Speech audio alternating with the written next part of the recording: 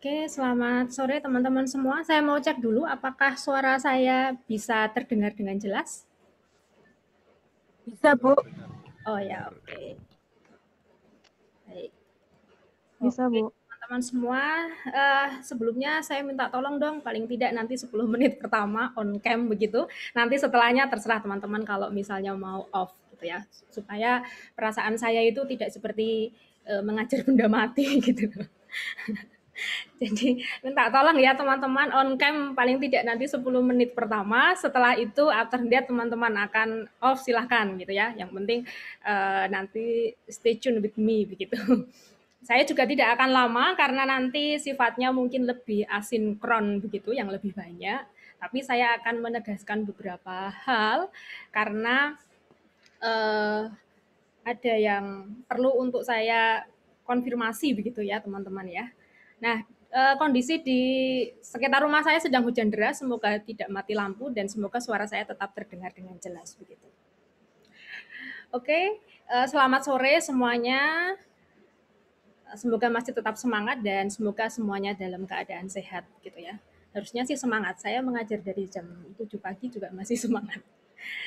Oke, teman-teman, kita tidak terasa ternyata hari ini itu adalah pertemuan terakhir sebelum UAS gitu. Jadi ini pertemuan yang ke-14 sesuai dengan jadwal yang diberikan di RPS itu ini pertemuan terakhir yang harus saya isi begitu dan kaitannya dengan LMS atau Learning Management System kayak gitu ya. Mungkin teman-teman sudah banyak yang mengetahui tetapi nanti kita akan lebih banyak berdiskusi tentang LMS begitu.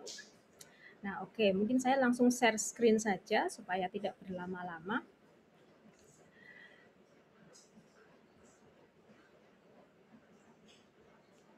Baik, apakah sudah tampak di layar teman-teman semua?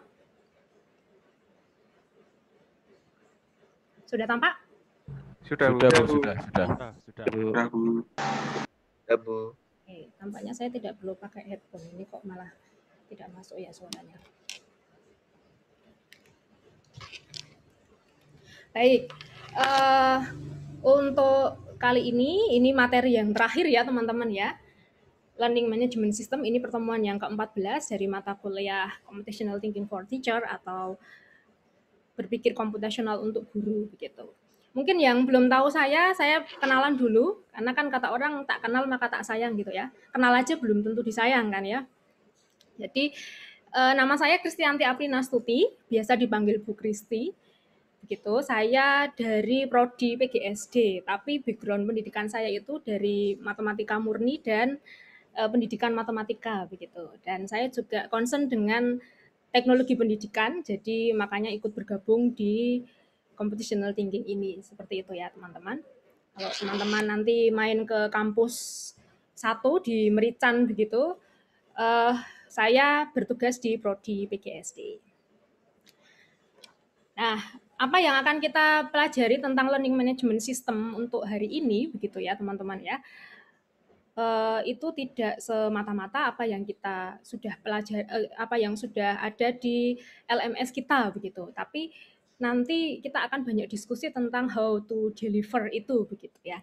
Nah, sebelum kita mengetahui LMS itu apa, kemudian bagaimana mendesain LMS yang baik, misalnya seperti itu, saya pengen tahu dulu apakah di prodi teman-teman semua gitu, di prodi di sini kalau tidak salah ada TI, ada informatika, ada PBI, ada BK dan PE ya kalau tidak salah gitu ya. Di prodi kalian begitu.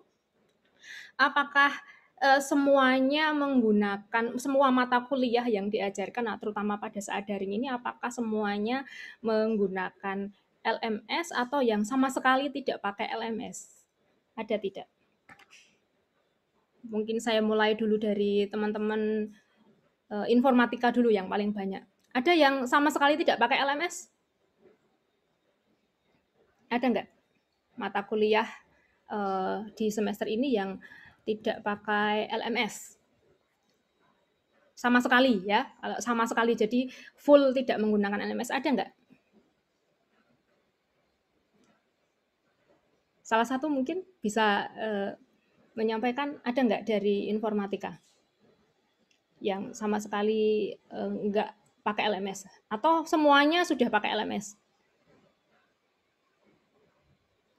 Sudah? Oke. Kalau begitu saya berganti prodi. Misalnya di PBI apakah ada yang sama sekali tidak pakai LMS? Boleh di-unmute lalu bersuara ya teman-teman, karena kalau di layar saya itu yang tampak hanya beberapa. Yang PBI apakah ada yang sama sekali tidak pakai LMS? Tidak, Bu. Tidak ya? Iya, semuanya pakai, Bu. Sudah pakai, oke. Yang prodi BK. BK ada yang sudah hadir?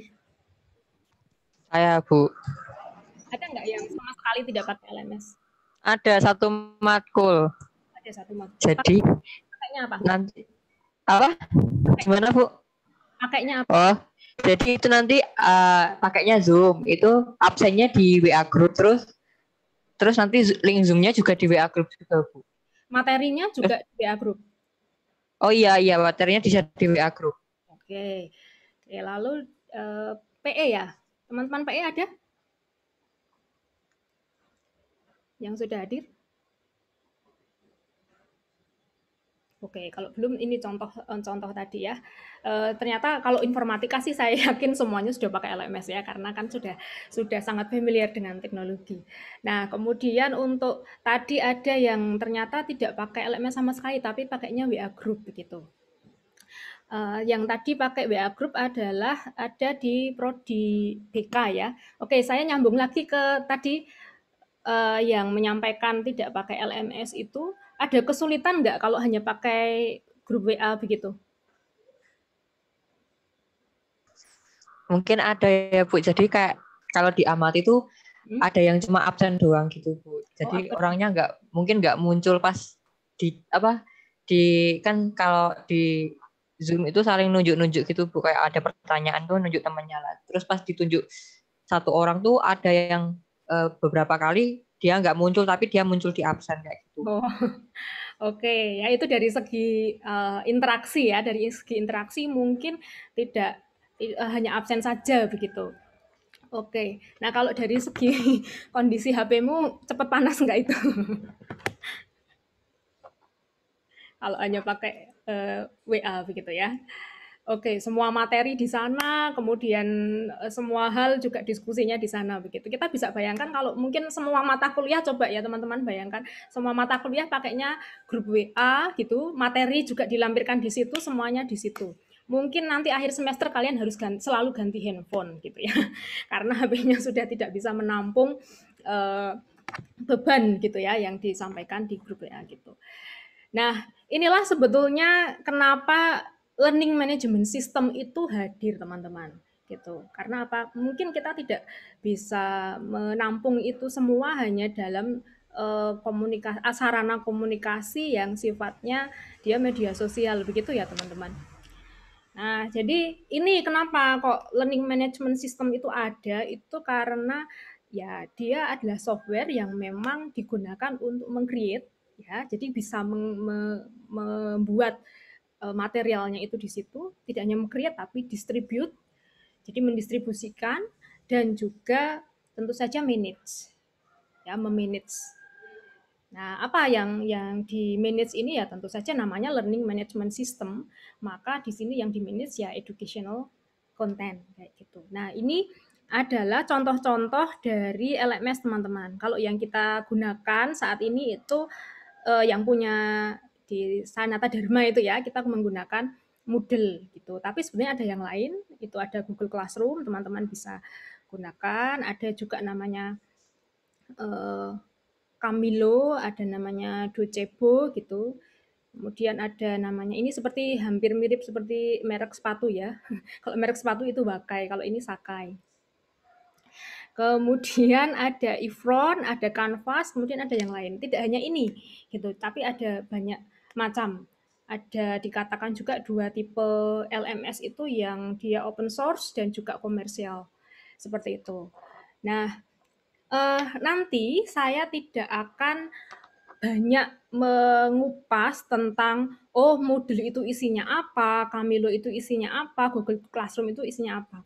Itu bukan bukan yang akan saya tekankan di sini untuk teman-teman, karena saya percaya kalau untuk mengeksplor lebih dalam lagi teman-teman, Moodle itu isinya apa, Camelo isinya apa, Google Classroom itu bagaimana difungsikan dan seterusnya.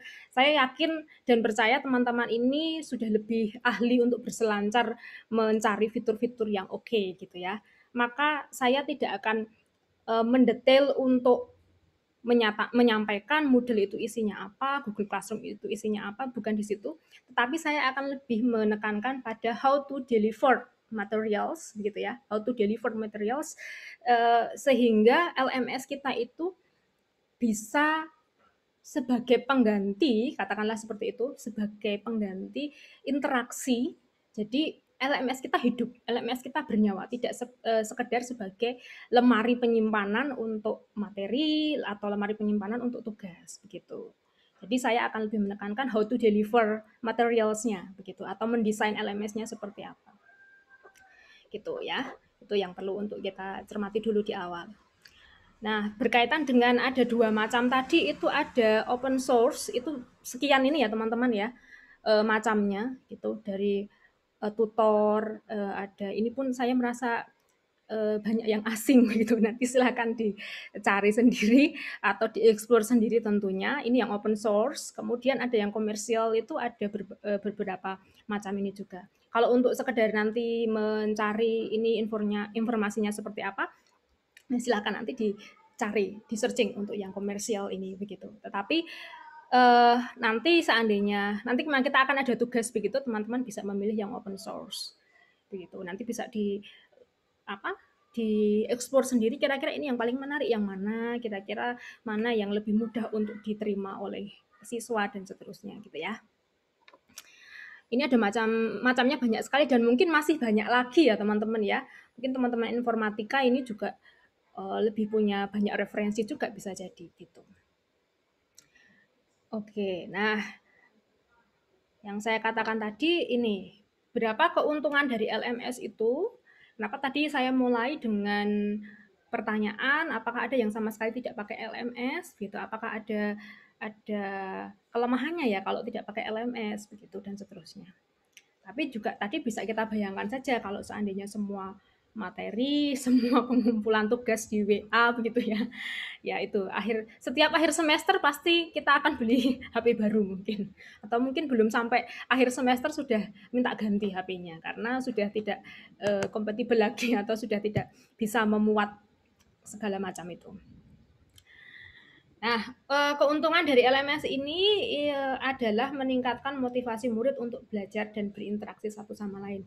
Jadi, kalau kita mendesain sebuah LMS, maka yang tadi saya katakan, jangan sekedar sebagai rumah penyimpanan atau lemari penyimpanan tugas saja begitu. Tapi kalau bisa itu yang sifatnya bisa membangun interaksi gitu. Kenapa kok perlu membangun interaksi ya? Ini kan daring, Bu, gitu. Justru karena daring inilah kita menginginkan tidak sekedar itu menyampaikan ini ya materi atau menyimpan materi tadi atau menyimpan tugas tadi, tapi juga tetap ada interaksi kayak gitu. Nah, kan ada kalanya kita tidak mungkin setiap pertemuan itu di dalam pembelajaran misalnya begitu ya. Setiap pertemuan itu akan virtual meeting seperti ini kan, ada kalanya dia basisnya LMS kan seperti itu. Maka itu membangun interaksi. Kenapa kok penting ya interaksi ini dibangun? Karena di situ sebagai sarana komunikasi. Kenapa kok perlu membangun sarana komunikasi, Bu? Gitu. Ingat, yang sedang kita ajak untuk bicara, yang sedang kita ajak untuk berkegiatan dengan kita itu adalah siswa. Dia adalah manusia, bukan mesin, bukan robot gitu.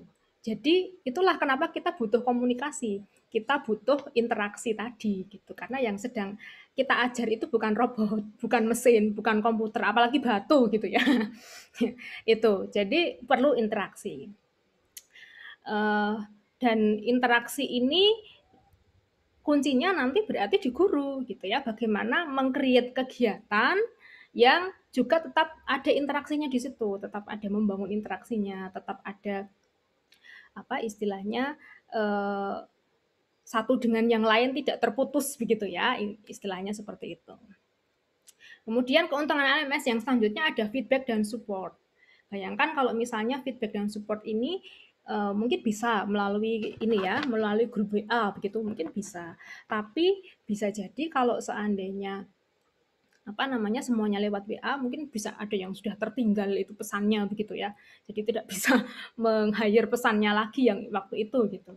Nah, LMS keuntungannya di sini.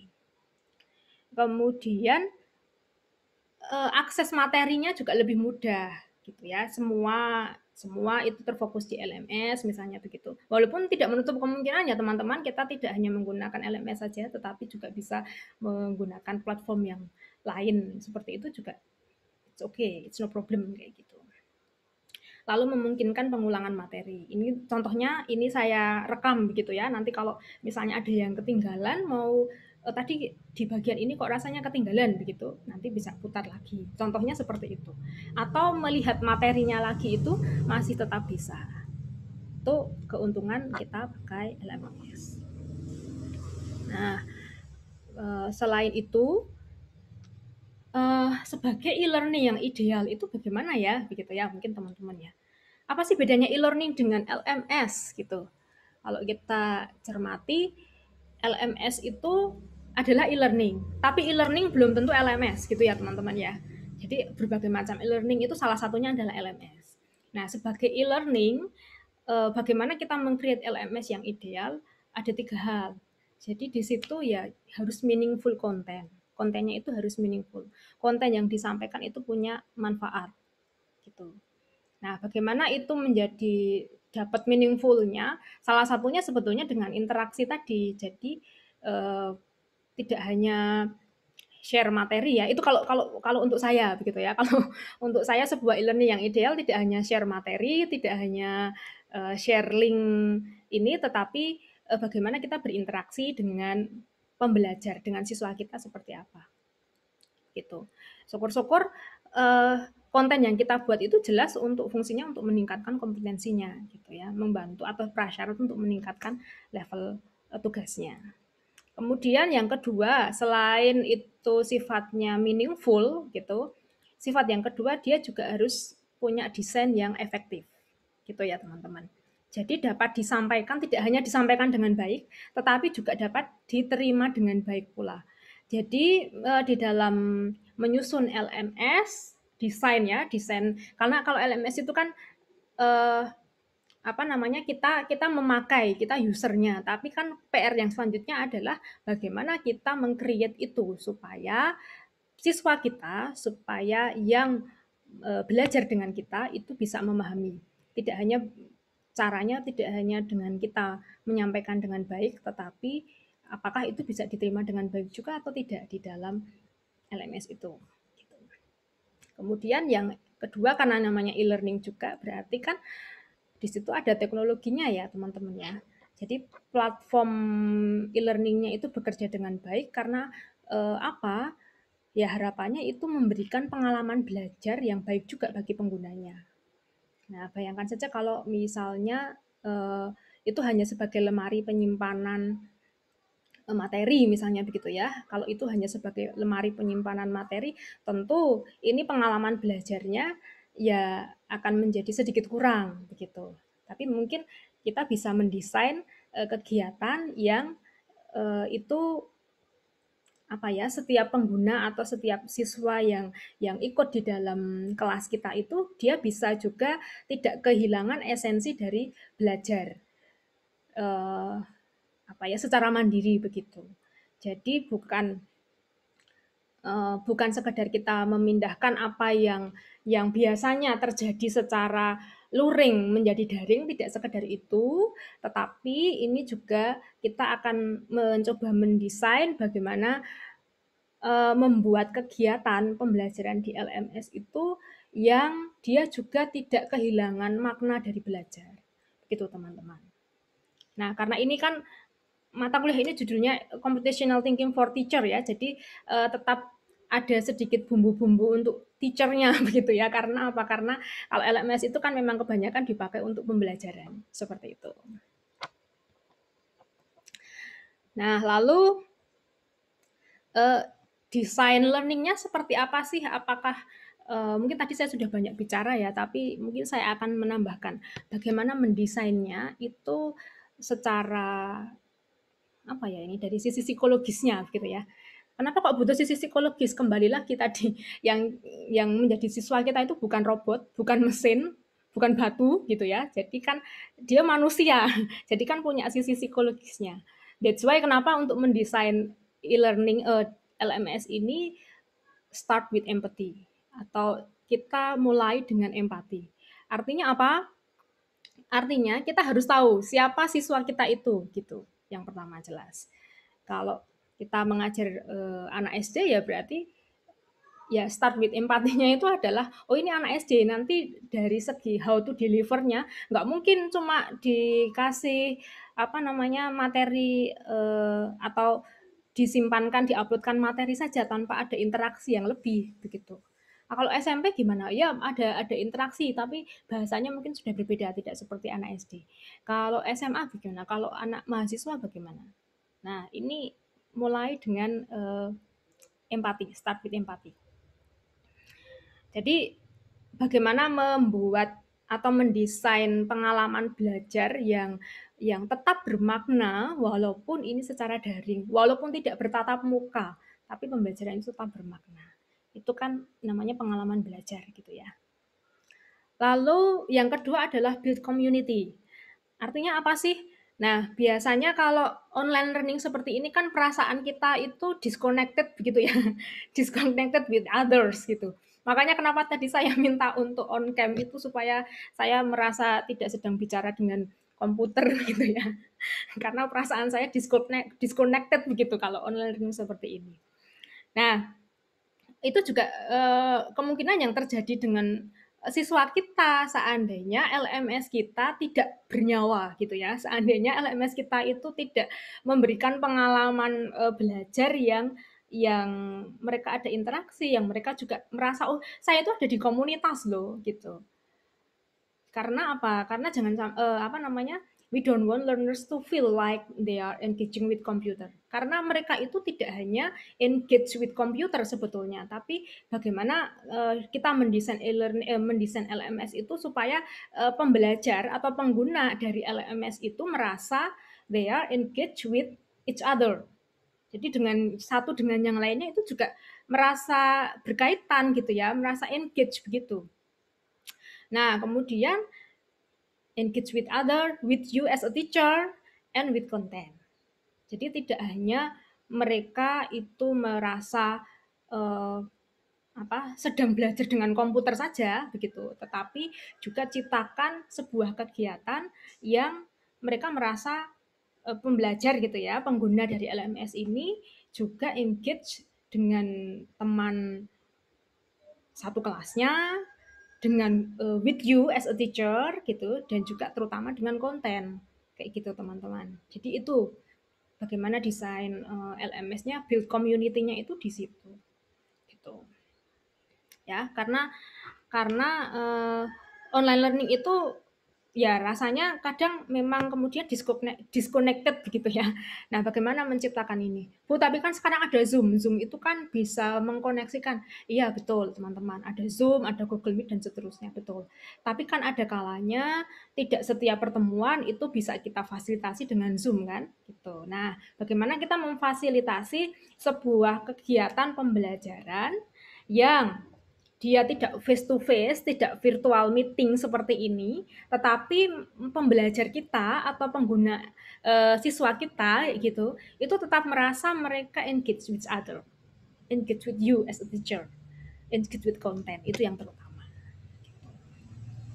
Lalu yang selanjutnya juga ada practice good design. Maksudnya apa sih gitu ya?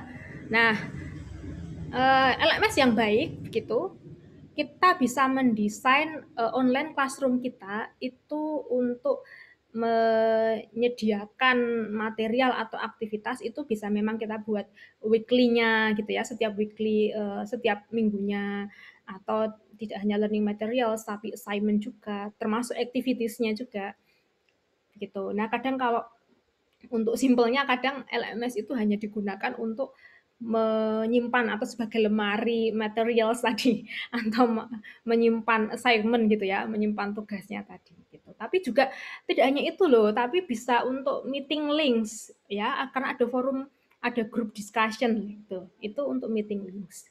Pemberian feedback tuh dan everything else they need. Dan yang terpenting adalah LMS yang baik nanti itu di organisasi atau organize everything in clean. Jadi jelas bagaimana pengorganisasiannya. Gitu teman-teman. Kemudian yang selanjutnya juga how to design LMS better gitu ya. Itu salah satunya adalah commit to consistency. Jadi apa sih artinya gitu? Kalau misalnya kita sudah membuat learning atau membuat aktivitas gitu ya atau activities di LMS itu ya bagaimana caranya kita sebisa mungkin gitu ya, sebisa mungkin kita juga tetap konsisten untuk setiap pertemuan, untuk setiap apa namanya, pertemuan yang akan kita buat itu kalau bisa ya tetap performanya tetap bagus, tetap sama gitu ya. Jadi oh ini runtut ya, pertemuan sekarang runtut, pertemuan berikutnya ya kita harapkan tetap runtut gitu. Jadi memang perlu komitmen untuk konsisten. Nah, ini teman-teman yang dari FKIP calon-calon guru begitu, ini juga perlu untuk diperdalam juga ya, karena kan suatu saat nanti kalian akan mendesain pembelajaran yang kita tidak tahu, mungkin nanti sistemnya juga blended, jadi tidak hanya tatap muka tapi juga daring. Kalau kita sih berharap bukan daring terus ya, artinya COVID segera berlalu, tapi mungkin ke depan itu tetap walaupun sudah tidak ada COVID, bisa jadi blended learning itu tetap akan dipertahankan. Sehingga kalian mendesain pembelajaran itu tidak hanya atau tidak cukup dengan ketika desain tatap muka saja begitu, tetapi juga ketika daring seperti itu teman-teman. Kemudian yang selanjutnya adalah support learners. Ya, ini tentu saja ya empower them to seek help and find resources. Artinya apa? Artinya kalau tadi ada interaksi, kemudian bagaimana kita mendeliver dengan komunikasi yang baik, begitu ya. Mereka merasa engage study with other dan seterusnya. Tentu ini akan menjadi bagian dari kita mensupport learners. Nah, LMS ini pasti ada dua pelaku yaitu teachers dan students, gitu. Jadi ya sebagai teacher nanti ketika kita mendesain pembelajaran seperti itu, ya kita harapkan memang itu tidak sekedar delivery ini ya, knowledge gitu ya. Tidak hanya mendeliver knowledge saja, tetapi juga ada support learners-nya. Nah, itu. Lalu selanjutnya, wah Bu Kristi ini dari tadi ngomong terus, tunjukkan dong contohnya gitu ya. Dari tadi ngomong terus ngomong doang, jangan-jangan nggak cuma teori gitu. Nah, saya akan menunjukkan begitu contoh learning management system.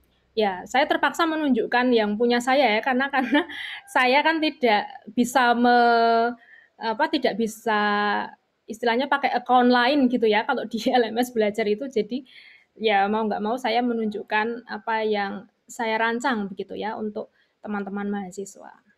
Saya tidak mengatakan bahwa ini saya stop share dulu. Saya tidak mengatakan bahwa LMS saya ini yang paling ideal atau apa begitu, tidak ya. Tetapi ya ini saya share supaya teman-teman punya gambaran saja. Bagaimana sih kalau kita mendesain kegiatan di LMS itu? Ini sekali lagi bukan perkara LMS-nya apa yang paling baik, tidak ya. Gitu. Kita bisa pakai LMS jenis apapun, kita bisa pakai LMS yang dari fitur terlengkap atau fitur tersederhana itu bisa, tapi bukan itu yang terpenting. Yang terpenting adalah bagaimana sih kita mendesain, bagaimana sih kita membuat rancangan kegiatan, bagaimana kita membuat rancangan aktivitas supaya memenuhi yang tadi. Tidak hanya sekedar LMS itu sebagai lemari penyimpanan saja, istilahnya seperti itu. Mungkin saya share sedikit ya teman-teman ya. Oke, oh sebentar teman-teman.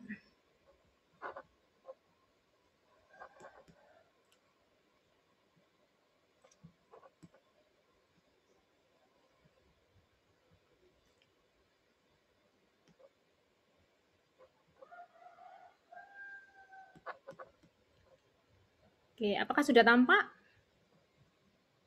Sudah, Bu. Oke, terima kasih konfirmasinya. Nah, ini adalah salah satu mata kuliah yang ada di PGSD, karena saya memang mengajar di PGSD dan saya mengampu mata kuliah bidang matematika gitu ya. Mata kuliahnya adalah geometri dan pengukuran kayak gitu. Nah, bagaimana saya mendesain LMS yang kalau ini LMS-nya Moodle ya, jelas kita tahu ini adalah Moodle.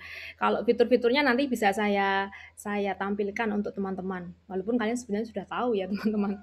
Tapi nanti bisa saya tampilkan sedikit kalau misalnya kita menjadi teacher itu fiturnya apa saja.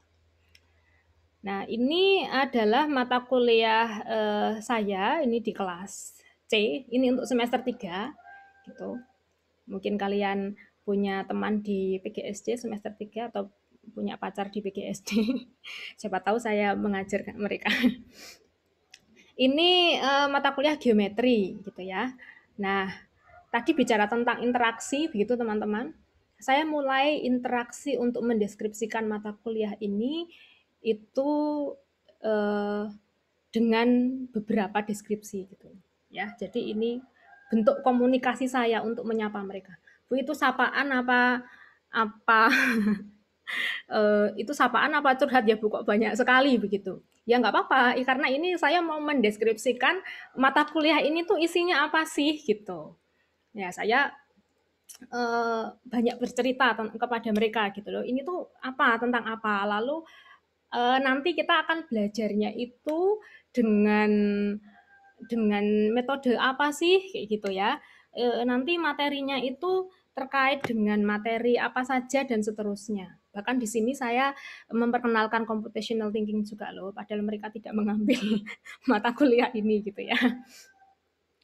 Nah, jadi termasuk saya mengatakan kita akan satu semester ini kita akan ada pertemuan virtual ya. Tapi bukan setiap pertemuan loh ya gitu ya. Memang karena saya memberitahu mereka gitu bahwa kita nggak akan pertemuan by Zoom itu setiap pertemuan gitu. Jadi di sini saya menceritakan mata kuliah ini isinya apa, kita akan ngapain saja gitu. Kok bahasanya nggak formal Bu? Ya biarin saja. Itu cara saya menyapa mahasiswa gitu ya. Gitu. Jadi saya itu bentuk empati saya. Start with empati itu ini karena mahasiswa itu sedang apa namanya kalau pakai bahasa formal mungkin mereka agak kurang ini begitu ya, agak kurang menangkap nanti esensinya malah gitu. Kecuali kalau untuk tugas-tugas yang memang formal ya gitu. Kalau untuk deskripsi semacam ini ya saya pakai bahasa mereka itu start empati saya untuk mereka gitu ya. Salah satunya saya dalam tanda kutip eh, bahasa yang saya gunakan itu ya bahasa untuk mereka gitu. Nah, kemudian termasuk pendekatannya apa dan seterusnya. Nah, ini cerita saja sih. Ini waktu itu saya kontrak kuliahnya itu karena saya mengajar 5 kelas untuk geometri ini. Jadi daripada energi saya habis untuk menyampaikan kontrak kuliah, jadi saya buat live Instagram gitu ya. Saya buat live Instagram untuk semuanya. Jadi semuanya wajib join lah semester 3 gitu ya. Ini Bu Amel ini jadi kami ada 6 kelas, Bu Amel ini mengampu 1 kelas, saya yang 5 kelas. Nah, waktu itu ini sebagai pengganti pertemuan pertama kontrak kuliah itu saya buat live Instagram intinya. Tidak penting di sini sih ya, tapi saya mau menceritakan desain pembelajaran saya itu. Nah, lalu apa mereka tidak diberi RPS, Bu? Ya, justru mereka itu merangkum RPS-nya itu berdasarkan mereka mengikuti live Instagram saya gitu. Jadi kita live, oh geometri itu isinya begini-begini, nanti akan ada sekian bab, nanti akan ada tugas apa, nanti ujiannya bagaimana begitu. Nah, mereka mencatat, merangkum, dan rangkuman mereka itu jadi rangkuman RPS untuk geometri. Itu dikumpulkan di sini. Itu sebagai nilai tugas 1. Gitu. Nah, untuk detail tugasnya ini bentuk interaksi tadi loh teman-teman yang saya katakan. Bentuk interaksi itu saya sampaikan di sini gitu. Oh, mereka itu harus ada apa saja sih di dalam tugas itu gitu.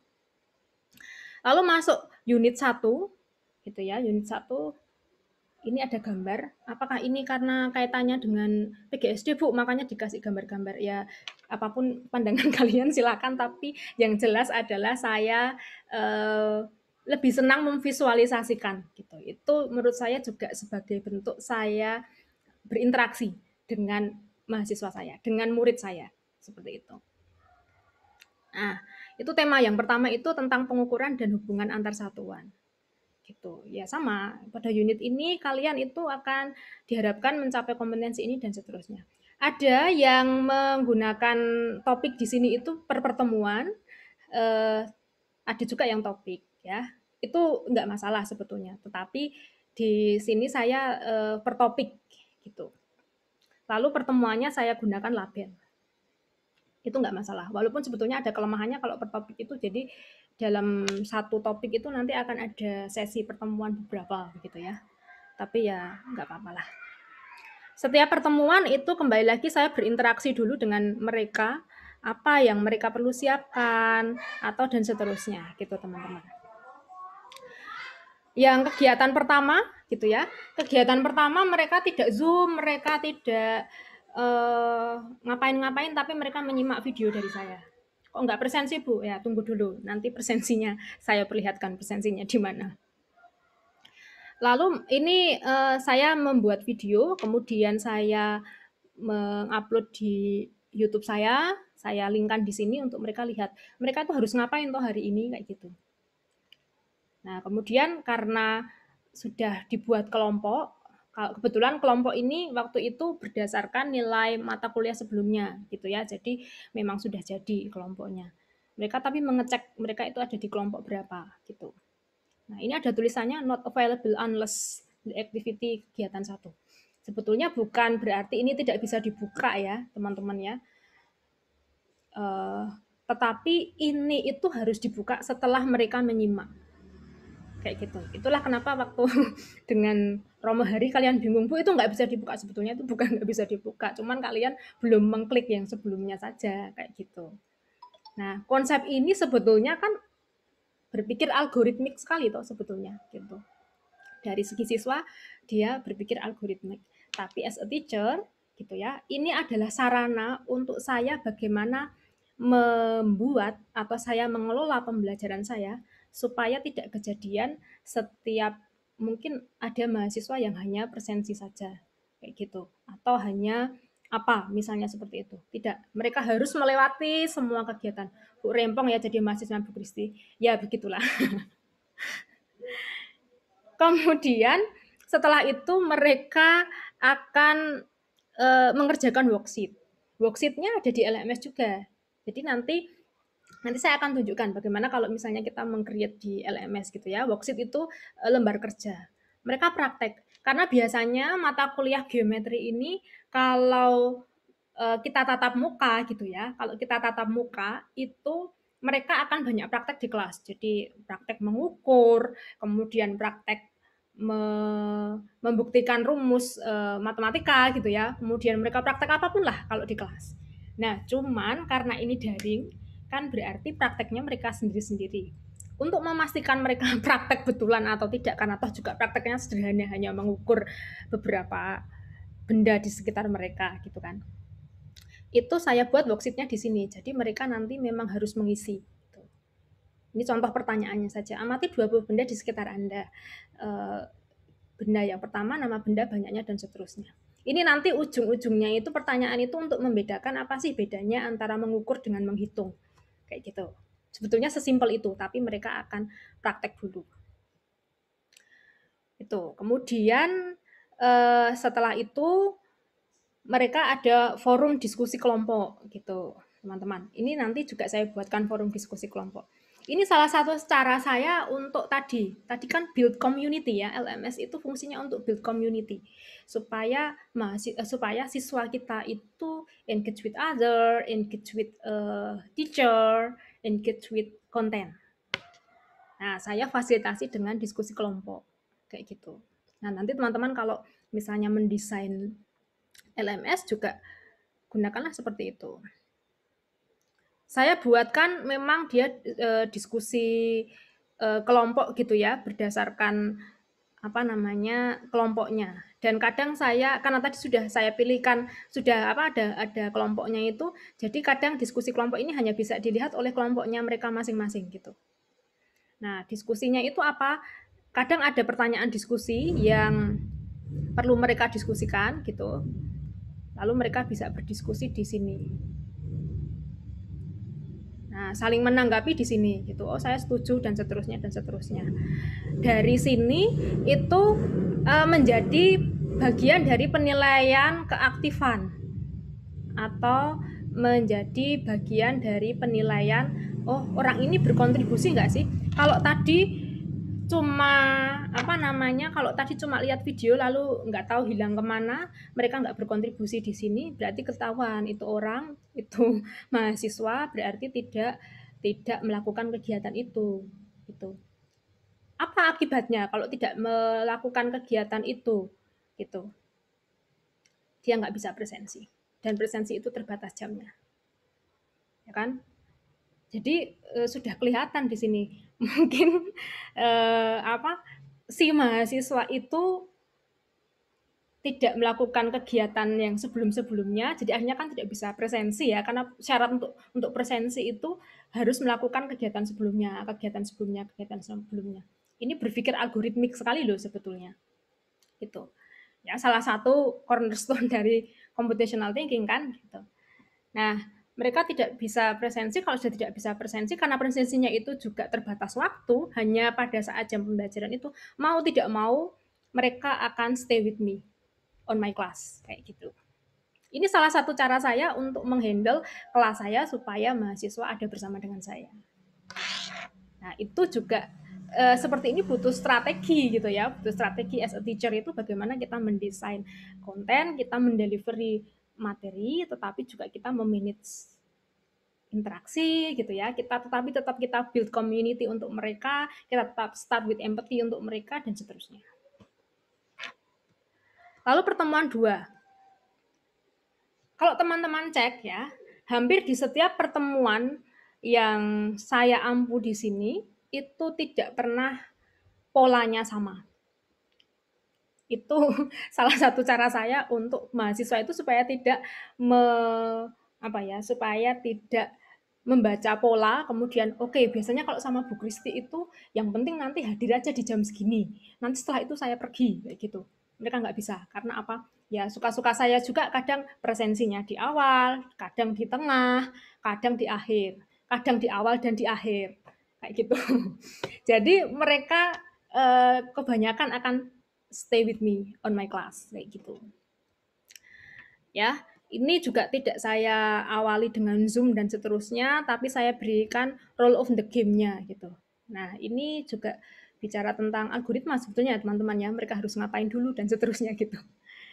Oh ya, satu lagi saya menggunakan platform Line kayak gitu teman-teman. Saya gunakan platform Line, itu kan ada fitur live-nya ya, ada fitur live-nya. Jadi mereka akan buat grup grup di Line itu, kemudian nanti saya tinggal live di situ. Biasanya saya ini Line untuk membuka, kemudian hari ini mau ngapain saja, kemudian mengingatkan dan seterusnya, termasuk berdoa juga di situ dan seterusnya gitu. Lalu setelah itu mereka berdiskusi di dalam kelompok, lalu praktek gitu ya, ada worksheet-nya, lalu berdiskusi kembali di dalam kelompok, mereka harus submit Google Form gitu. Jadi saya gunakan beberapa platform. Nanti selanjutnya saya akan live lagi gitu. Dan suka-suka saya juga kadang ketika live gini, sudah sekarang absen, sekarang tuliskan nama begitu, saya juga suka-suka saya. Jadi intinya pola saya tidak akan terbaca oleh siswa saya begitu. Itu untuk memastikan mereka itu stay with me on my class kayak gitu. Jadi siap-siap nanti kalau saya minta di akhir on cam semuanya gitu ya. Ini saya cek apakah masih di tempat atau tidak. Oke. Gitu ya. Kemudian itu worksheet-nya kadang juga saya buat ini teman-teman. Worksheet-nya kadang saya buat pakai pakai Word, tapi juga kadang di LMS gitu ya. Jadi ya suka-suka saya juga gitu. Lalu kadang saya pakai video yang di luar buat saya kayak gitu juga ini dan seterusnya. Termasuk kuis gitu ya. Nah, ini presensi akhir tadi gitu. Oke, gitu ya. Terus mungkin saya nggak akan menceritakan setiap pertemuan ya, nanti 3 hari 3 malam nggak selesai gitu. Tapi mungkin saya akan lebih ke oh ya ini misalnya, Bu, apakah mungkin kayak gitu di kondisi daring seperti ini kita buat sistem jigsaw. Ini kalau teman-teman FKIP mungkin sudah tahu ya, jigsaw itu cooperative learning gitu ya. Mungkin kalau saya share sedikit untuk teman-teman informatika, jadi itu salah satu model pembelajaran yang sifatnya itu seperti ini. Jadi misalnya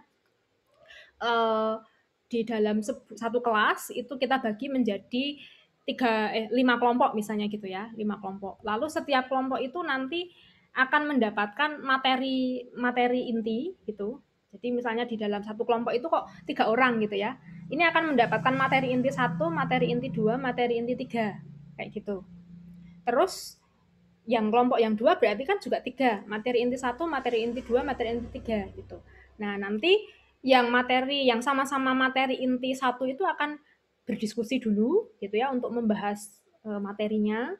Nah, kalau sudah selesai nanti mereka akan kembali ke kelompok asal untuk sharing sama teman-temannya. Itu namanya sistem jigsaw. Gitu, teman-teman. Nah, apakah kalau daring atau LMS seperti ini dalam bentuk daring apakah bisa dibuat seperti itu? Bisa, teman-teman. Itu bagaimana guru meng-create saja. Gitu. Saya ada contohnya. Ya, saya ada contohnya itu ini model jigsaw ya. Ini presensinya kebetulan pas saya buat di awal gitu, kemudian penjelasan melalui grup lain, lalu ini melihat jigsaw itu seperti apa sih gitu. Bahkan ini saya buatkan YouTube-nya gitu ya. Gitu. Saya sudah menjelaskan sih sebetulnya pada saat lain, tapi kalau ada yang miss dan seterusnya biar lihat ini gitu. Nah, kemudian untuk jigsaw-nya itu bagaimana sistemnya? Ya saya fasilitasi di sini gitu. Jadi semua diskusi tidak lewat WA, tidak lewat Line gitu, tapi langsung di sini. Di sini juga akan kelihatan siapa yang masih ada di situ, yang mereka banyak atau mereka banyak kita juga akan melihat di sini. Ini materi diskusi ahli 1 gitu ya. Nah, maka diskusinya pun bermutu gitu. Tidak sekedar tidak sekedar istilahnya mereka seperti cacatan begitu tidak, tetapi ya sungguh memang mendiskusikan ini gitu. Nah, ini juga memfasilitasi kalau misalnya pakai grup WA kan berarti harus invite satu-satu dulu gitu ya. Nah, kalau di sini kan tinggal masuk saja gitu. Tidak ribet lah jadinya. Nah, ini mereka menyampaikan pendapat, oh saya setuju gitu, tapi kalau ada tidak setujunya masih belum paham yang C ini loh gimana. Nah, salah satunya nanti akan menimbrung gitu. Jadi diskusinya ya menjadi cukup bermutu ketika di sini. Tuh. Ini diskusi ahli. Lalu setelah mereka dapat kesimpulan dari diskusi ahli ini, mereka akan kembali ke kelompok asal gitu. Yaitu saya fasilitasi lagi dalam forum diskusi kelompok asal. Ini sebetulnya materinya mereka ya, gitu. Nah, forum diskusi kelompok asal ini bukan diskusi ahli lagi, tapi kelompok mereka gitu. Jadi mereka membawa informasi dari ahli-ahli itu tadi untuk kembali di sini menyampaikan. Oh ya, gini dan seterusnya. Dan diskusi dan seterusnya. Oh ya, ini hasilnya kemarin loh gitu. Ada yang tanya, ini ahli berapa dan seterusnya begitu. Jadi ini menjadi bagian dari forum diskusi. Ternyata bisa. Cooperative learning pun pakai LMS tidak masalah. Itu tinggal bagaimana guru nanti meng-create saja. Gitu ya, teman-teman ya. Nah, kemudian jenis yang satu lagi saya tidak akan menceritakan semua, tenang saja, tapi saya mau menceritakan jenis yang satu lagi. Itu, oke, ini bagian yang terakhir saja mungkin ya. Supaya ada kelihatan presensinya. Sebentar teman-teman. Oh ya, ini sudah ada. Jadi ini misalnya pertemuan 13 begitu. Ini kebetulan mereka itu harus presentasi gitu. Mereka harus presentasi, tapi presentasinya tidak melulu pakai Zoom gitu ya. presentasinya tidak kemudian pakai Zoom atau Google Meet begitu. Tapi mereka ada 2 alternatif memang saya tawarkan. Kalau kamu mau presentasi langsung di Zoom, silahkan. Tapi kalau kamu mau membuat PPT beraudio, kemudian di-upload di YouTube, itu juga boleh. Gitu. Apa Bu yang memastikan kalau teman-teman yang lain itu melihat materinya? Nanti saya akan ceritakan. Ini ya, ini yang memang pengumpulan laporan presentasi dulu, lalu tugas dan tanggung jawab hari ini itu juga saya sampaikan di sini supaya mengingatkan mereka, mereka tuh punya tugas apa tuh hari ini gitu ya. Jadi misalnya ini, hari ini yang presentasi ada 3 kelompok, ada kelompok limas, kelompok kerucut, kelompok bola. Nah itu ada tim pembahasnya. Jadi ada tim yang memang bertugas untuk bertanya, kayak gitu. Itu tim ini. Lalu ada tim penilainya juga gitu. Mereka menilai dari mana? Menilai dari bagaimana kontribusi kelompok itu pada forum diskusi kayak gitu. Lalu bisa dilihat juga ketika mungkin kalau di link PPT bersuaranya mungkin tidak ketahuan ya siapa gitu, tapi nanti akan kelihatan di forum diskusi itu mereka menjawab secara bersama-sama atau tidak sih kayak gitu. Ya, itu salah satunya. Yuk kita lanjutkan sedikit lagi. Ya, tadi mereka mengecek tugas dan tanggung jawabnya gitu. Lalu tidak hanya itu, tapi nanti juga saya minta untuk ini yang untuk tim penilai presentasi ya wajib gunakan rubrik penilaian karena kan mau menilai toh gitu. Lalu saya bicara singkat di line.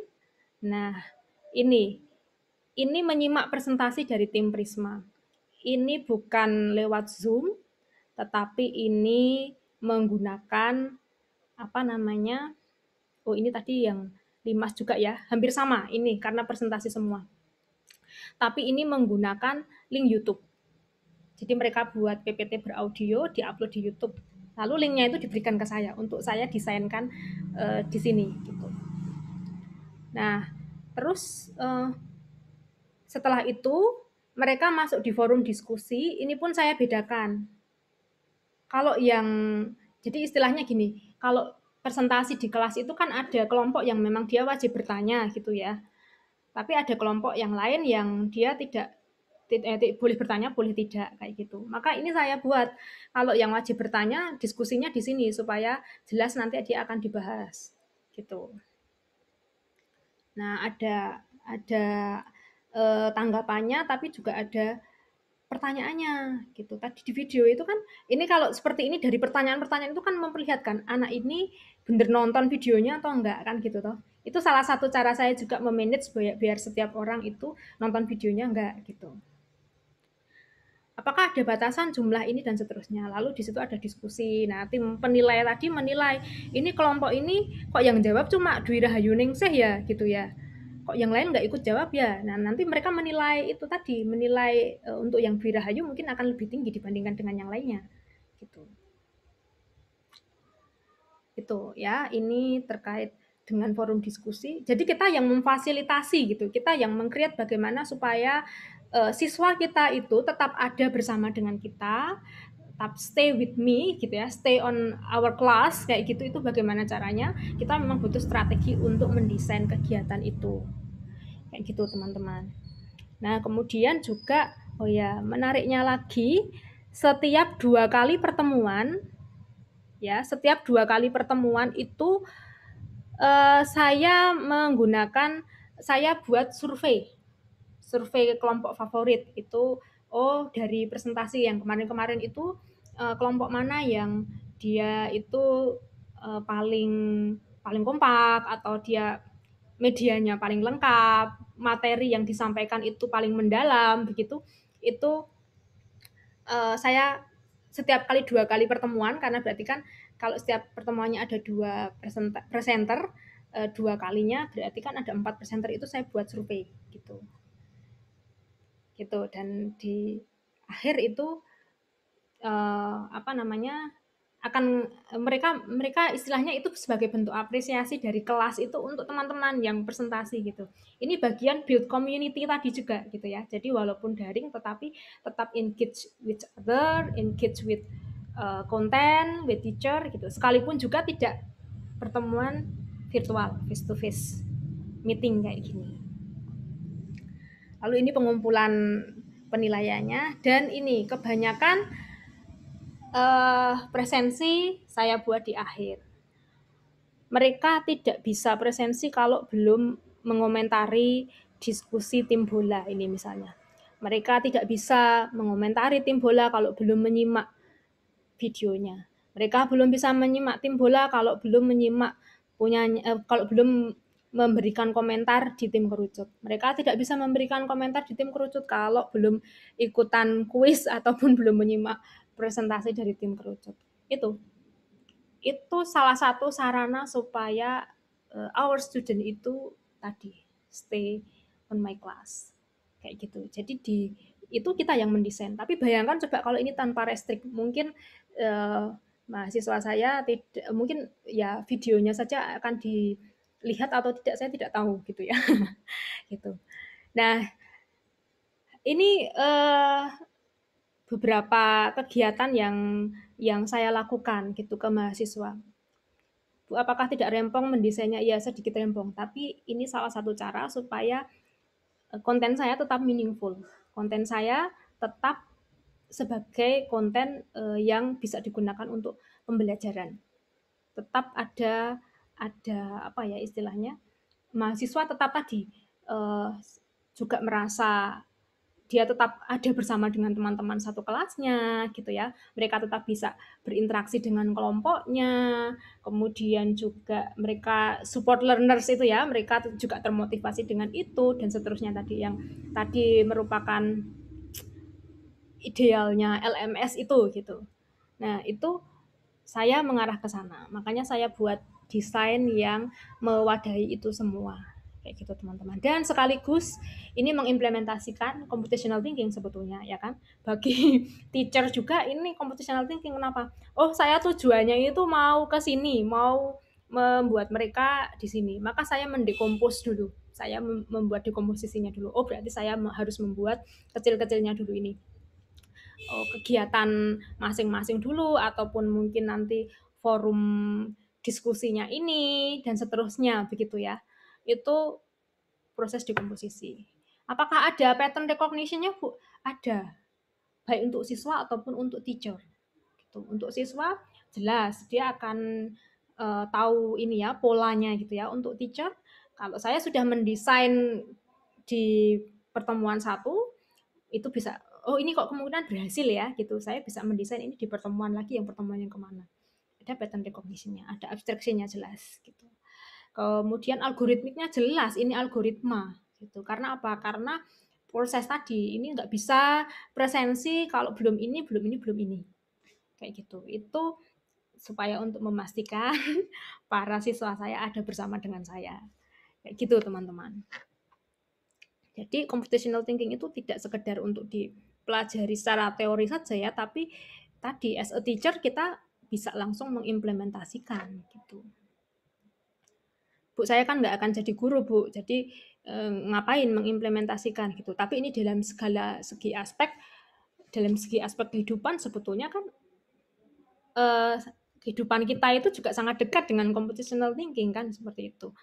Maka saya kira ini bukan hanya sebagai untuk guru saja begitu ya teman-teman, tapi karena kebetulan kalau learning management system ini kaitannya antara guru dengan siswa memang karena ini kan software yang digunakan untuk mendeliver material dari guru ke siswa atau gitu.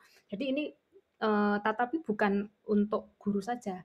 Mungkin nanti ketika di dalam sebuah perusahaan misalnya seperti itu juga bisa di-manage demikian rupa pakai prinsip-prinsip computational thinking juga kayak gitu. Dan learning management system ini juga apa ya teman-teman, istilahnya tidak hanya digunakan untuk di sekolah ya, ada beberapa yang digunakan untuk pelatihan misalnya seperti itu. Atau kalau teman-teman minggu kemarin itu mencoba di Olympia ya, Olympia ID untuk mengerjakan soal bebas, itu pun sebetulnya kan learning management system, kayak gitu. Jadi saya kira ini bisa terimplementasi di semuanya. Lalu ini pertemuan terakhir kemarin sih saya mengundang kuliah tamu ya dari narasumber di luar USD. Ini untuk menyemangati para mahasiswa juga. Itu teman-teman. Nah, kemudian Bu Grace tadi kok terlalu banyak bicara ya. Oke, sebenarnya intinya apa sih? Intinya kita akan membuat tugas ini teman-teman. Wait. Ya, tugas kita itu saya tidak akan meminta teman-teman itu untuk meng-create software gitu ya, tidak ya. Tapi memakai. Jadi teman-teman nanti satu dulu ini tugas dikerjakan secara berkelompok. Itu kelompoknya 3 sampai 4 orang. Saya punya aplikasi untuk mengundi kelompok. Nanti bisa kita coba. Gitu. Lalu tadi kan sudah kita ketahui ada berbagai macam LMS ya teman-teman ya. Dari yang Moodle, dari yang apa tadi itu yang kayak merek sepatu. Sakai, ada yang yang macam-macam, Canvas dan seterusnya. Nah, nanti pilih salah satu saja. Saya mau Google Classroom aja Bu, yang sederhana dan mudah penggunaannya. Oke, silakan gitu. Nah, tugas teman-teman adalah bukan membuat softwarenya, tapi kita coba untuk membuat kegiatan atau konten yang ada di LMS tersebut untuk mendelivery suatu materi gitu ya. Dari tugasnya Pak Hongki, kalau tidak salah, waktu itu kan juga teman-teman mengamati yang dari Share My Lesson itu ya, itu bisa digunakan sebagai inspirasi juga untuk bagaimana sih membuat kegiatan di LMS. Tapi ingat, jangan gunakan LMS sebagai lemari penyimpanan, gitu ya. Tapi bagaimana kita coba desain kegiatan yang ada di LMS itu yang juga mengajak interaksi, yang juga build community, yang juga dia support learners, seperti apa, kayak gitu. Syukur-syukur baik juga jika desain pembelajaran ini dibuat dengan mengimplementasikan computational thinking.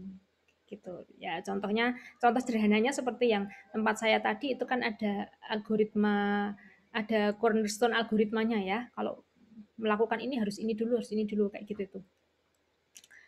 Kemudian ini supaya lebih menantang lagi gitu ya. Jadi tadi kelompok itu membuat desain mata kuliahnya, desain pembelajarannya seperti apa untuk mendeliver materi gitu ya. Materinya apa Bu? Materinya bebas, terserah kalian. Boleh SD, SMP, TK, SMA, ataupun untuk mahasiswa juga silakan, gitu ya.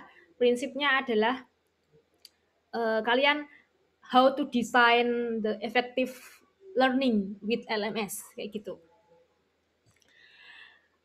Kemudian invite satu kelompok lain. Jadi nanti akan saya bagi 12 kelompok, lalu teman-teman silakan berpartner. Ya, misalnya kelompok 1 dengan kelompok 2 nanti berpartner gitu. Ini untuk gantian nanti saling menginvite. Misalnya kelompok 1 itu menggunakan Google Classroom gitu ya. Berarti menginvite anggota dari kelompok 2 ini sebagai student di sini. Nah, mereka itu supaya apa? Supaya bisa menilai desain LMS yang kalian buat itu dia cukup menarik atau tidak sih? Dia cukup bisa mendeliver material itu dengan jelas tidak sih? Misalnya seperti itu. Ini tugasnya kelompok 2 tadi ya, karena dia ini kan kelompok 1 ya, gitu ya. Kelompok 1 buat desain LMS tadi, lalu invite kelompok 2 kan gitu toh. Nah, kalau sudah itu nanti menggunakan rubrik penilaian gitu. Nah, kalau sudah nanti gantian kelompok 2 ini menginvite kelompok 1. Jadi sama-sama aja. Jadi supaya enggak ribet ya. Jadi sama-sama aja. Jadi kelompok 1, kelompok 2 kayak gitu. Ini menginvite kelompok 2 gitu untuk dijadikan student. Nanti gantian kelompok 1 ini yang memberikan penilaian kepada kelompok 2 gitu. bagaimana desain LMS-nya dia lengkap nggak, desain LMS-nya dia implementasi CT-nya nampak nggak, desain LMS-nya dia itu fiturnya lengkap nggak, misalnya seperti itu teman-teman. Itu ya, ini yang jadi gantian gitu, nanti ada as a teacher, ada as a learners, seperti itu.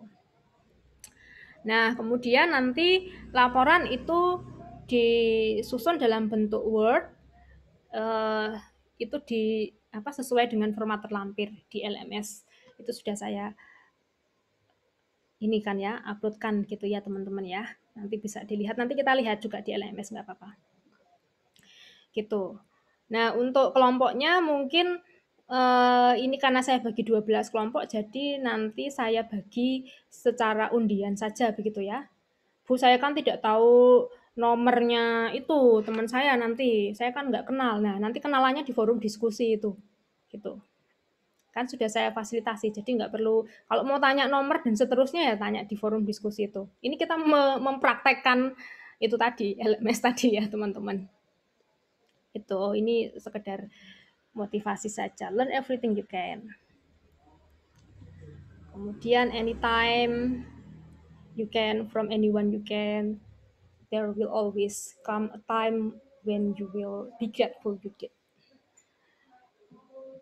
Oke, ini untuk materinya nanti juga saya sampaikan linknya di LMS ya. Tadi belum sempat saya sampaikan linknya di LMS.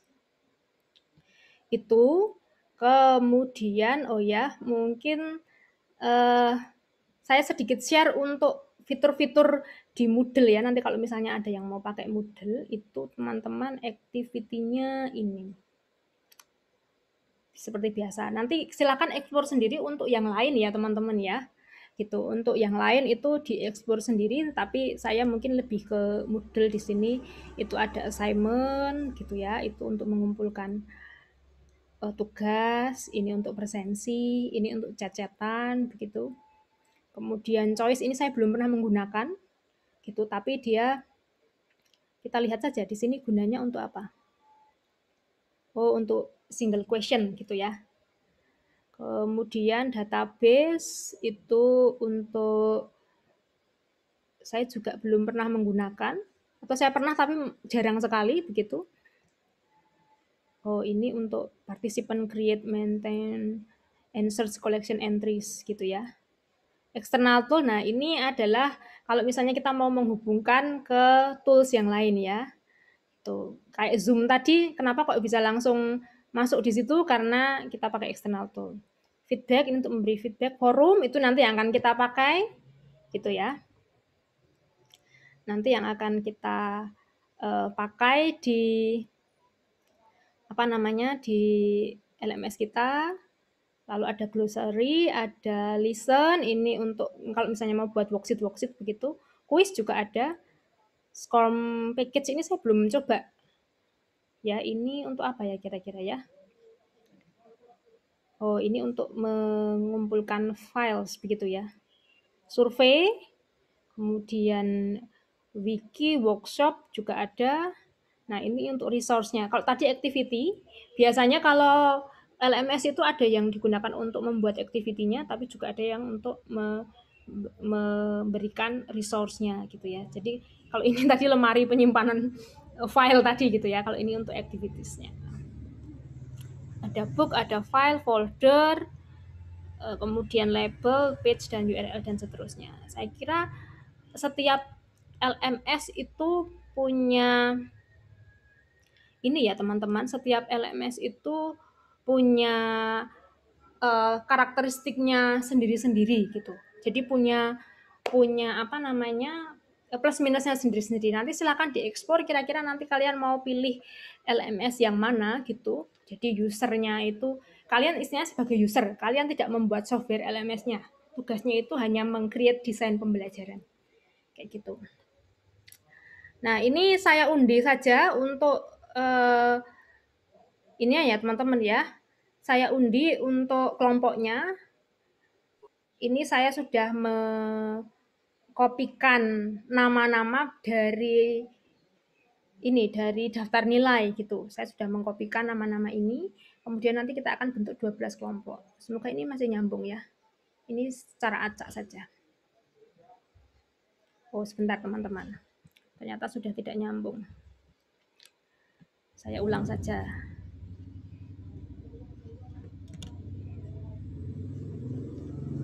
Karena ini kadang logout sendiri kalau misalnya sudah kelamaan. Ya, ini saya bagi menjadi 12 kelompok. Silakan nanti kalau misalnya Bu saya nanti berpartner dengan kelompok siapa ya yang tadi 1 2 itu ya gitu. Silakan nanti teman-teman bisa berkomunikasi juga di forum diskusi gitu ya. Nanti mau berpartner dengan siapa atau misalnya udahlah dibikin aja kelompok 1 dan kelompok 2, kelompok 3 dengan 4, 5 dengan 6 dan seterusnya. Nanti 11 dengan 12. Misalnya mau seperti itu ya monggo saja. Ini saya bagi dulu 12 orang, 3, 2, 1. Oke. Silakan dicek ya, nama kalian ada di kelompok berapa. Ini tim 1 itu ada Milenio, ada Agustinus Handaya, Gregorius Brian, Ida Bagus. Kemudian tim 2 ada Gabriel Rian, Randy Eko, Ignacia Rea, Maria Simplicia. 3 ada Devin Dwi, Ayub Nugrawan, Athanasius Ivanuel, Francisca Analisa. Tim 4 ada Juanita Erma, ada Doni Wahyu, ada Mahendra Aulia, dan ada Rama Eka. Tim 5 itu ada Robertus Yulianto, Panji, Liberty, wah namanya luar biasa. Aloysius Aditya, Yosep Riyandi.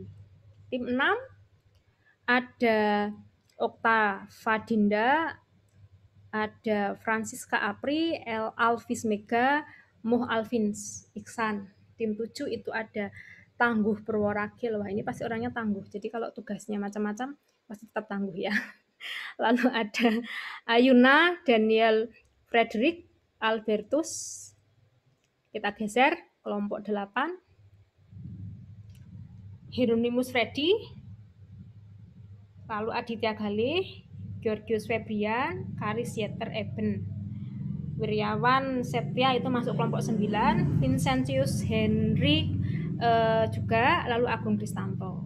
10 Frisco, Davida, Aldi. 11 Ami, Alexander, Bella. 12 Martin, lalu Reneldis, lalu Maria Kartika. Ini saya ekspor dulu, nanti tenang saja saya upload di LMS. Gitu. Ini ya teman-teman, mungkin mau dicermati dulu.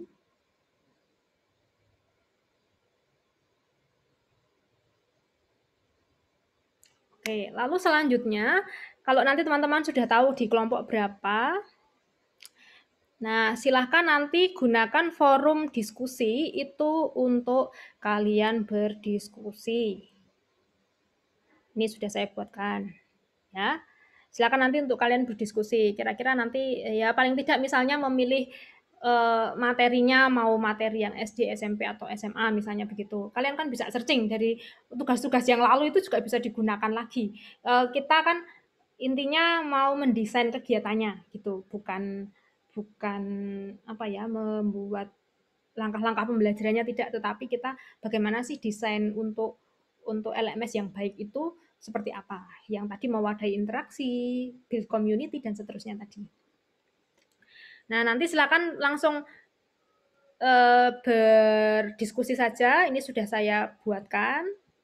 Misalnya termasuk teman-teman, wah saya itu kelompok 1, tapi saya mau, ini deh saya mau berpartner nanti dengan kelompok 11. Sudah langsung masuk saya dari kelompok 11. Saya dari kelompok 1 minta izin untuk kelompok 11 ya, nanti partnernya itu. Sudah, itu kan gampang ya. Jadi tidak menghalangi diskusi, tidak perlu grup WA dan seterusnya. Sudah pakai ini saja. Gitu. Lalu nanti kalau sudah, kalian juga bisa mencermati. Nah, ini saya jadi ingat, ini saya pause dulu. Termasuk saya kenapa pakai gambar, pakai ini, itu salah satu bentuk saya ingin membangun interaksi dengan teman-teman gitu. Ya, kemudian nanti kalau sudah forum diskusi, silakan. Ini baru bisa presensi teman-teman gitu. Teman-teman nanti baru bisa presensi setelah dia ada forum diskusi gitu. Nah, ini adalah formatnya ya. Format untuk sebetulnya saya sudah ada sih teman-teman, nanti bisa dilihat sendiri, tapi ya nggak apa-apa, ini sekalian aja deh kalau begitu. Ini format yang akan kita gunakan teman-teman. Jadi penyusunan LMS ini sebetulnya sama. Ini 3-4 orang ya, maksudnya tadi saya kurang menuliskan. Nanti format laporannya itu cover, kemudian latar belakang masalah kenapa kok memilih LMS tersebut, teman-teman bisa deskripsikan sebentar saja, sedikit saja begitu. Lalu identitas materinya, ini materi tentang apa, atau mata pelajaran apa, kelas, misalnya kayak gitu ya.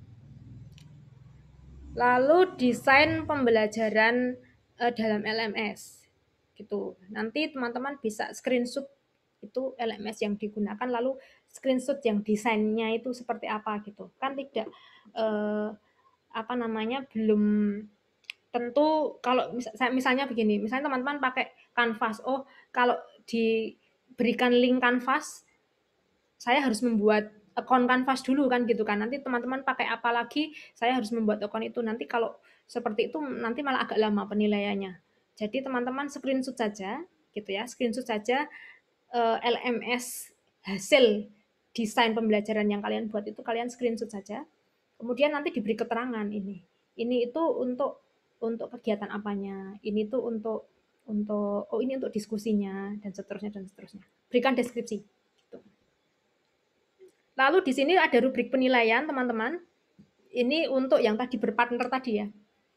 Kalau yang penyusun LMS itu kan berarti dia sebagai teacher, ya kan? Kalau yang studentnya itu yang tadi dikaitkan itu loh, misalnya kelompok 1, kelompok 2, invite kelompok 2 untuk dijadikan student untuk menilai LMS mereka seperti apa gitu kan. Nah, ini nanti penulisannya di sini atau nilainya di sini. Aspek penilaiannya, apakah fitur LMS-nya lengkap, apakah implementasi CT-nya tampak, apakah desain pembelajarannya tadi lengkap dan menarik, gitu ya. Konten materinya apakah tersampaikan dengan baik, gitu ya. Kalau cuma sekedar kalian lempar misalnya lempar materi tanpa deskripsi kan mungkin itu tidak akan tersampaikan dengan baik, misalnya seperti itu. Nah, nanti bisa tambahkan juga tanggapannya di sini. Kalau misalnya ada, oh ini sebaiknya begini, begitu silakan. Tugas, materi, dan kegiatan apakah disusun secara terstruktur, kemudian ada evaluasi enggak ya di dalam pembelajarannya itu, user interface-nya menarik enggak gitu. Kemudian desain pembelajarannya memotivasi siswa untuk belajar tidak, desain pembelajarannya interaktif enggak gitu, dan desain pembelajarannya mendukung kalau misalnya ada kegiatan kelompok tidak. Kayak gitu teman-teman. Oh ini tampaknya pause ya, sebentar saya perlu men-share screen ulang berarti.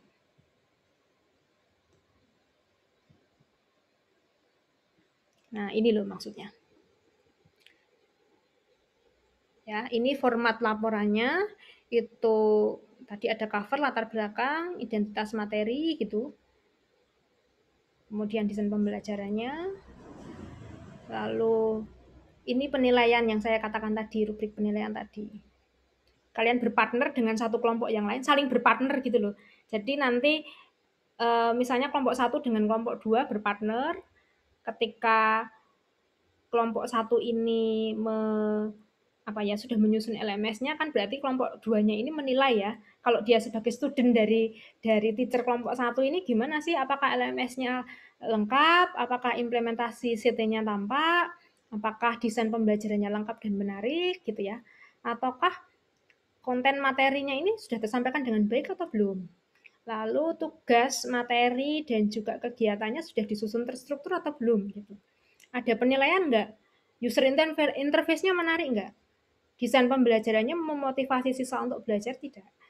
Kalau desain pembelajarannya interaktif atau tidak? Desain pembelajarannya mendukung kegiatan kelompok atau tidak? Gitu. Jadi sekali lagi teman-teman tidak membuat software, tetapi menggunakan ya. Pilih LMS mana yang akan kalian gunakan dan kira-kira oh ya ini nanti tampaknya akan oke untuk diimplementasikan gitu ya. Nah, silakan saja nanti kalian pilih. Gitu. Nah, kelompok yang tadi di-invite sebagai student itu bertugas untuk menilai ini. Kalau dia sebagai student memandang LMS yang seperti itu tuh gimana sih gitu loh. Nah, nanti kelompok 1, kelompok 2 misalnya berpartner gitu ya. Gantian. Yang kelompok 1 itu ketika menjadi student untuk kelompok 2 ya tinggal menilai LMS yang dibuat kelompok 2 ini gimana. Oke enggak secara fitur, secara implementasi CT dan seterusnya tadi. Gitu teman-teman. Ya, ini nanti silahkan untuk dicermati gitu. Lalu ini dikumpulkan sebentar teman-teman. Oh ya di sini. Nanti dikumpulkan pada saat tanggal UAS ya teman-teman ya gitu. Karena nanti UAS itu teman-teman juga akan ada tugas sendiri yaitu membuat karya tulis. Tadi saya dapat titipan sebentar. Saya dapat titipan dari Bu Rosa ya, dari Bu Rosa itu saya dapat titipan untuk mengingatkan teman-teman bahwa nanti UAS itu akan ada tugas sendiri, maka ini dikumpulkan pada saat tanggal UAS.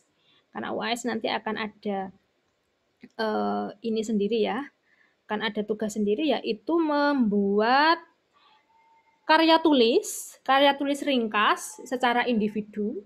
Nanti saya tambahkan di inilah sebagai keterangan UAS. Karya tulis individu berisi rangkuman refleksi diri, rencana ke depan tentang atau refleksi diri, kemudian rencana ke depan tentang perkuliahan CT ini seperti apa.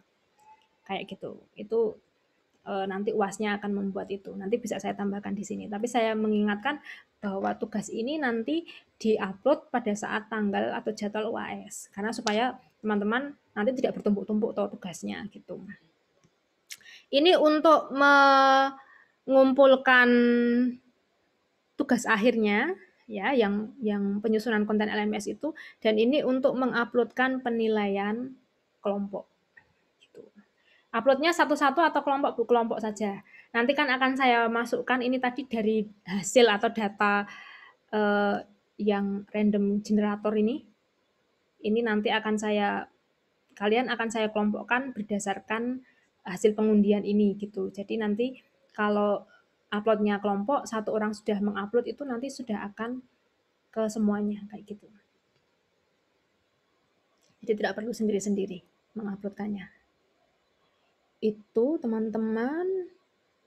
Lalu sudah itu untuk LMS intinya atau prinsipnya begitu, bukan soal fitur LMS itu yang seperti apa, yang lengkap, yang harusnya memilih yang mana, ataukah Moodle, ataukah ini, ataukah itu, tidak. Tetapi yang terpenting adalah LMS itu digunakan untuk sarana berkomunikasi.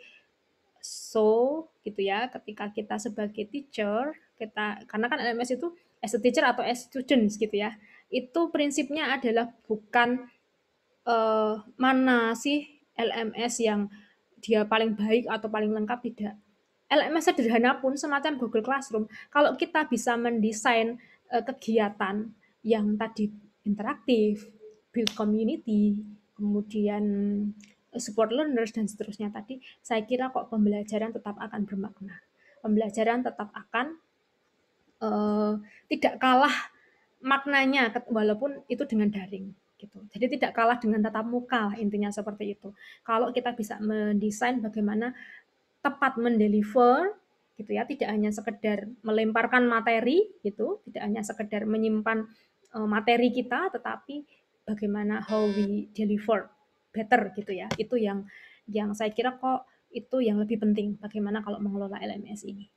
Seperti itu teman-teman. Jadi kalau misalnya LMS-nya sederhana pun itu tidak masalah, asalkan kita yang mendesain kegiatan pembelajaran itu bisa tetap mengajak interaksi siswa, bisa tetap build community untuk siswa gitu ya. Jadi mereka tadi merasa engage with other, with teacher, with content kayak gitu. kemudian support learners juga. Tidak sekedar mendelivery materi saja, tapi how to desainnya itu yang lebih penting begitu teman-teman. Nah, kebetulan kalau contoh yang saya paparkan adalah Moodle karena memang yang sudah saya punyai dan yang sudah saya gunakan. Seperti itu teman-teman untuk learning management system. Sebetulnya kita masih punya waktu sampai pukul 6:30 ya sebetulnya karena 3 SKS gitu ya. Tapi saya tidak akan Zoom sampai 6:30.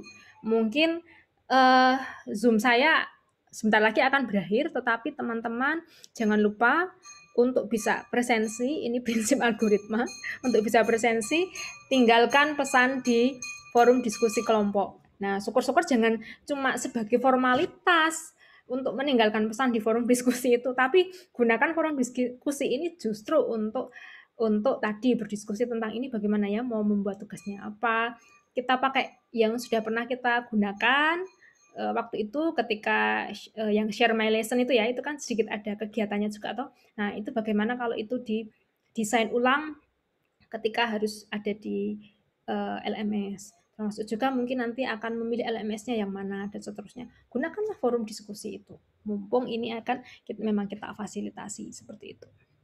Begitu teman-teman. Tapi sebelum saya meninggalkan kalian semua, apakah ada pertanyaan dulu? Silahkan kalau ada pertanyaan dulu.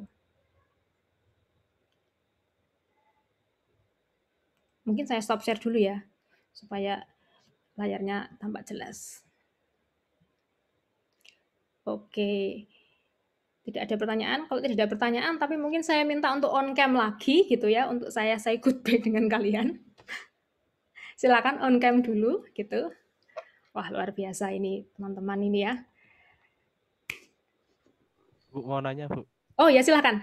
Jadwal ulasnya CTI kapan ya, Bu? Jadwalnya sama dengan jadwal kuliah. Gitu ya. Terima kasih, Bu. Oke. Oke, thank you very much teman-teman untuk partisipasi dan atensinya. Gitu. Jangan lupa ke forum diskusi dulu, nanti baru presensi begitu ya. Kalau sudah selesai sebelum 6:30 gimana Bu? Ya sudah, nggak apa-apa. Tapi yang penting nanti tugasnya dikumpulkan gitu ya. Oke, kalau saya mau memaksimalkan sampai 6:30 ya bagus gitu. Tapi prinsipnya saya juga masih on screen itu sampai 6:30 untuk memantau teman-teman nanti di forum diskusi ataupun di presensi. Manakala nanti ada yang lupa presensi segala macam begitu ya. Karena presensi kita juga saya batasi cuma sampai 6:30 saja. Oke, terima kasih teman-teman semua untuk partisipasi dan atensinya. Gitu, walaupun mungkin ini pertemuan yang secara virtual saya 3 kali ya berarti ya di awal bersama dengan Romo Hari dan juga sekarang gitu ya. Tapi walaupun 3 kali pertemuan saja, tapi misalnya ada hal yang kurang pas di hati teman-teman ya mohon maaf gitu ya. Selamat mempersiapkan tugas, mempersiapkan UAS dan semuanya. Sampai jumpa di lain kesempatan. Selamat sore dan tetap jaga kesehatan.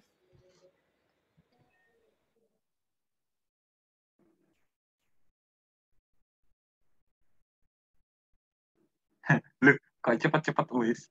Wih, Martin ngobrol lu. Isi ke recordin.